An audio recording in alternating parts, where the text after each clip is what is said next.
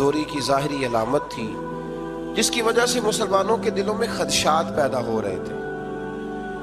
اللہ تعالیٰ نے اپنی حکمت بیان کرتے ہوئے فرمایا کہ یہ اس لیے ہوا کہ اللہ تعالیٰ اپنے طے شدہ فیصلے نافذ کر دے۔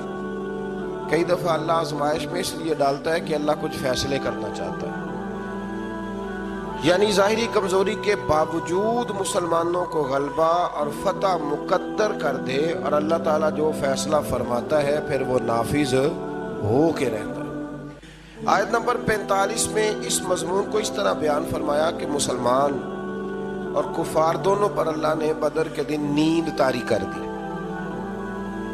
کفار مسلمانوں کو خواب میں کم تعداد میں دکھائے گئے تاکہ مسلمانوں کی ہمت بندی رہے۔ مسلمانوں نے خواب دیکھا تو انہیں خوابوں میں کافر تھوڑے نظر آئے تاکہ ان کی ہمت بندی رہے، اور اسی طریقے سے کفار نے بھی خواب